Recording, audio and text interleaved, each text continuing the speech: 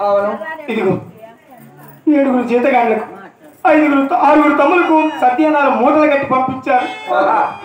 తిరుపతి భార్యను అన్యోన్యంగా తీసుకున్నటువంటి కాకాని గోపయ్య ఆ భార్య తొడయను కూర్చొని పెట్టుకుని గోపయ్య స్వామి ఏం చేస్తున్నాడయ్యా? అన్నమైన తినిపించుతాడు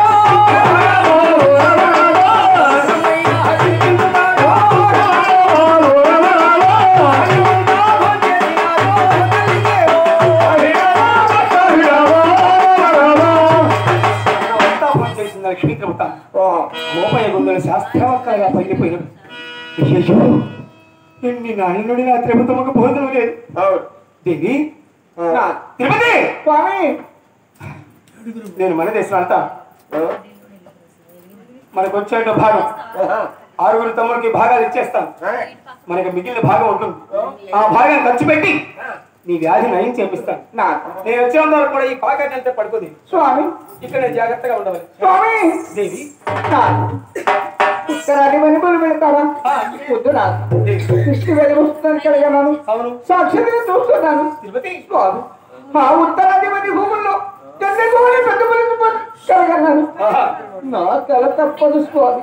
ఆ పులిపై నీ యుద్ధం వరకు వెళ్ళి నీ యుద్ధం వరకు వెళ్ళి మరణించి కుంకుమతో రాజులతో గడపేరి పోని స్వామి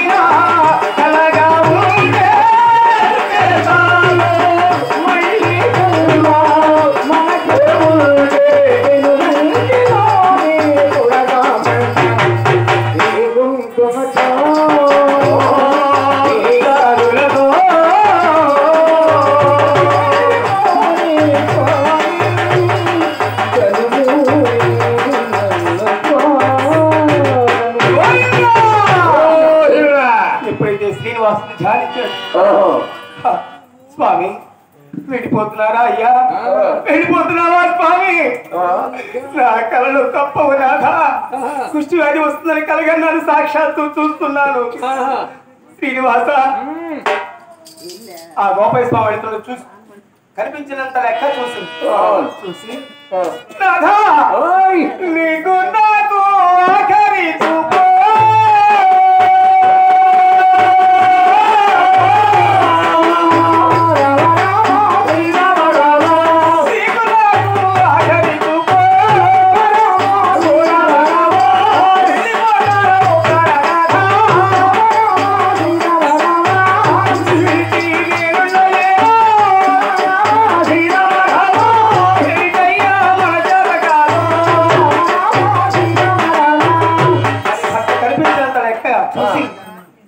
ఏడ్చి ఆ పాకాన్ని పడిపోయింది లక్ష్మీ తిరుపతమ్మ.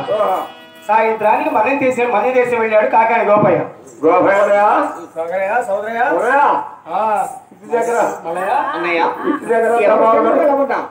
మా అమ్మ లక్ష్మీ తిరుపతమ్మ ఎలా ఉన్నది? ఇంటి వద్ద పరిస్థితి నేను ఏమని చెప్పన్నా? అదేమిటో ఎలా ఉన్నావు? తిరుపతమ్మ సంగతి నేనేమని చెప్పండ్రా? ఏం జరిగిందన్నయ్య? 7 మేడలు కట్టించి కోటేశ్వరం మనం పెంచుకున్నాం. అమ్మ వచ్చిన తర్వాత తిండి పెట్టి ఏంటి గంటల పాక వేసి పాకాలో పడవేశారు లక్ష్మీ తిరుపతమ్మ. తిరుపతమ్మకు కుర్చీ కుష్టి వ్యాధి రూపం ఉన్న మా అమ్మని ఎలా వదిలిపెట్టడానికి ఉండేవా నీకు మనసు అన్నయ్య మనం వెళ్ళిన దాకా ఉంటుందో ఉండదో అని కూడా నాకు భయం వేస్తుంది. అన్నయ్య మన గోవులు దొరుకుని ఇప్పుడే గృహానికి వెళ్ళిపోతుంది అన్నయ్య అమ్మని చూడాలి ఏమిటని ఆలోచిస్తున్నావు మల్లయ్య. అన్నయ్య నిన్న తిరుపతిలో చూద్దామని హడావుడిగా పరిగెడుతూ వెళ్ళాను. ఈనాడు కూడా మళ్ళీ గోవులు తోలుకొద్దామని పరిగెడుతూ వచ్చాను. శరీరం అంతా అలసినట్లు ఈ రాత్రికి పడుకోండి. సరే రేపు తెల్లవారుజామునే లేచి మన గోవులు తరలించుకొని వెళదాం అన్నారు. కొమ్మల మంచి ఎక్కారు, చేతగాళ్ళు అందరూ పడుకున్నారు. మీరు హాయిగా నిద్రిస్తున్నారు. అలసి సలసి నిద్రిస్తున్నాడు కాకాని గోపయ్య. అట్టి సమయం ఎవరు చూశారన్నయ్యా? ఎవరు? 7 కొండల్లో ఉన్న శ్రీనివాసుడు.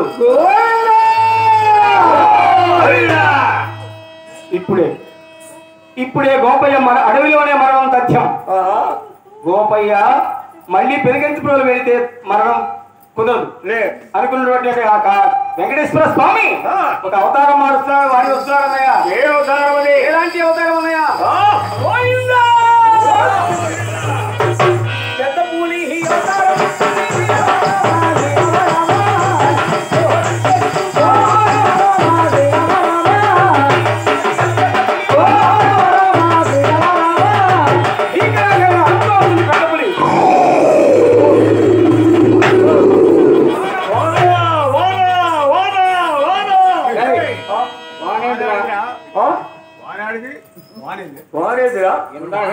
వాన వాన వాన అని వానేదిరా వాన వాన అని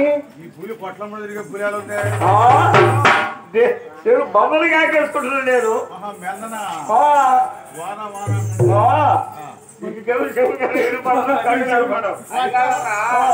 వాన వాన అంటే కదా వానేందుకు ఇంకా ప్రోగ్రాం కూడా అయిపోయింది కదా అని ఇంకేం వానలే.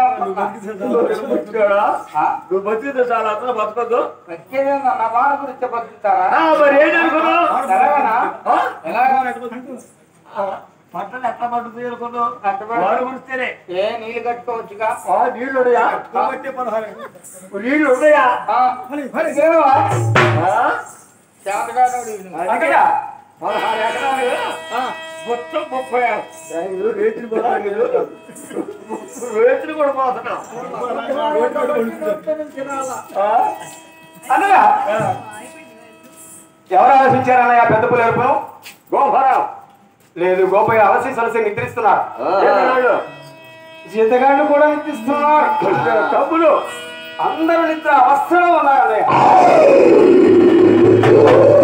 ఒక్కరే ఆలోచించారు ఆ జనిగో వరకును. ఎవరు? స్వామివారి భక్తురాలు జనిగో ఆలకించింది. ఎక్కడి ఆ పులి?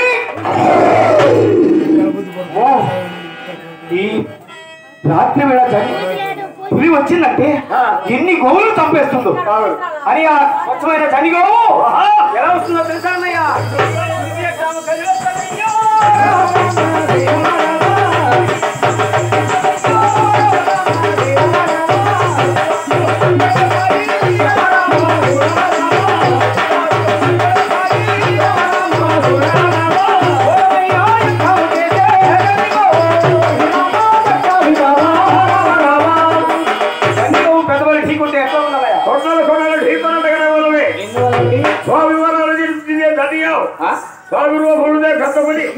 భక్తులుగా భగవంతుడు కూడా కలగలని ఎప్పుడైతే ఆ పెద్ద పుల్లు పొడిచిందో ప్రాణాలు కోల్పోయింది కాబట్టి చనిపోయింది కదా అని వెనకమాలగా వెళ్ళిపోతుంటే పడిపోయిన పెద్ద పుల్లుడు ఏ విధంగా ఉందో ఎలా వస్తుందండి?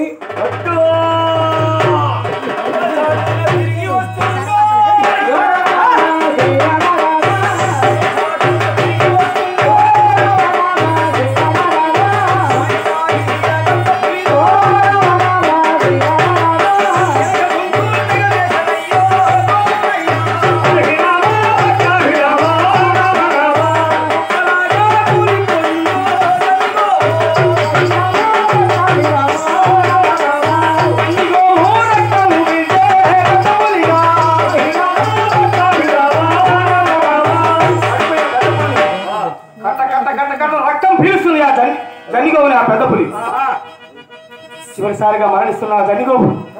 అయ్యో ఇటు నా ప్రాణం పోతుంది. నా చిట్టిగాడు గోపాల స్వామి అమ్మా ప్రాణాలు కోల్పోయింది ఆ సత్యమైన జండిగో అడుపులోగానే గోవులని చాలా చదవని లేచి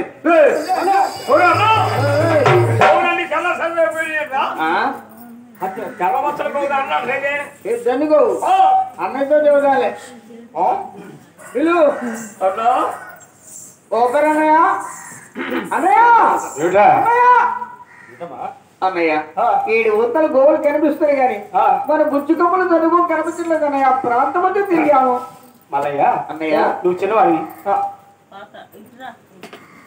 ఇన్ని నాడు నుండి అడవిలో ఉంటున్నావు ఏ ఒక్కరోజైనా మనకి ఆపద సంభవించినదా లేదన్నయ్య అందుకే శ్రీనివాసే ఉన్నాడు అవునవును అయినా దాహం కోసం తిరుగుతా ఉంటుంది దాహం కోసం లేదన్నయ్య వారం అయినట్టు లేక మీరిద్దరు ఆ చెరువు పక్కన నేను ఒక్కటి ఇటు వస్తా దాహానికి పోయా అన్నా గోపయ్య అంటే ఎలా ఉంటాడో తెలుసా అన్నయ్య ఎలా చూడు ఆయన వర్ణం ఎలా ఉంటుందో తెలుసా ఆయన రూపము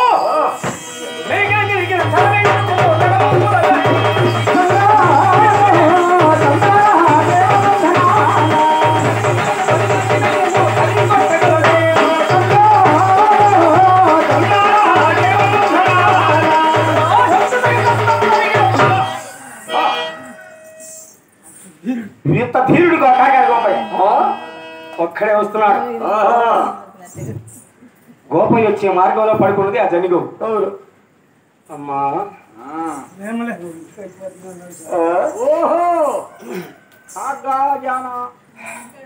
అమ్మా జనిగోవా లేం ఈ చల్లగాలికి ఇక్కడ పడుకున్నావా అమ్మా వ్యాధి వచ్చింది లే తల్లి అని ఆ జన్ని గోపై హస్తం చేశాడు కాకాని గోపై అట్టి సమయంలో ఎలా ఉన్నదన్నయ్య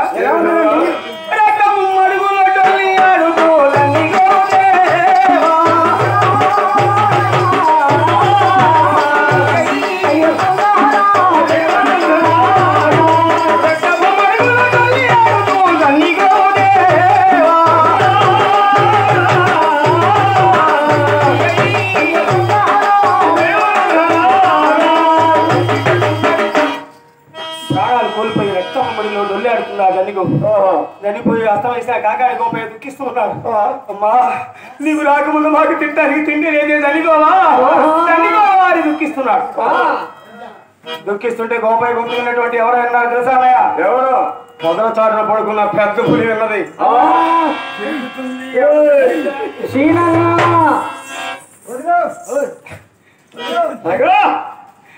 అదేరా ఎక్కడ పులి అడిపోయినారు ఎక్కడికన్నా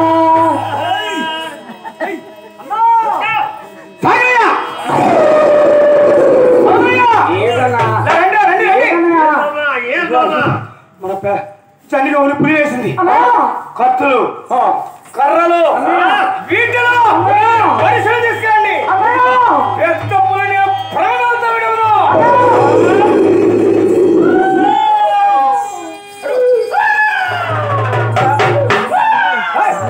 ఏంటి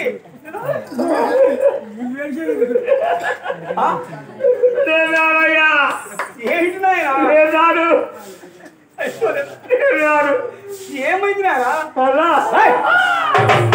నానంటే కాదు ఇదిగో పెద్ద పులి వస్తుంది దానిపై యుద్ధానికి నేనే వెళ్తున్నాను మీరందరూ మంచిగా ఎక్కండి ఎక్కడున్నా సరే ఎటుపోయినా సరే మీ ఎత్తున రాండి నేను ఈ బచ్చ మీద కూర్చుంటే ఎక్కడే ఉంటుంది నువ్వు చెప్పగా తమ్ముడు జీతగాండ్లను మనిషిని ఎక్కించాడు కాకాని గోపయ్య ఒక్కడే చూస్తున్నాడు సాగరయ్య పెద్ద పుల్ని చంపి మందలు దొరుకుని గృహానికి వెళ్ళి పంకంపులు వెళదాం సరే అవుదయ్యా ఒకవేళ వీధి వచ్చేస్తూ ఆ పెద్ద పులి చేతిలో నా ప్రాణమే పోవాలి అని రాసిపెట్టి ఉంటే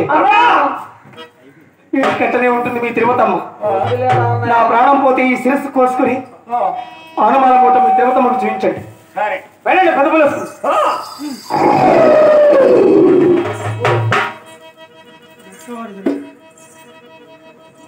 మత్తవాడి జనిగోని చంపావు నిన్ను నేను ప్రాణాలు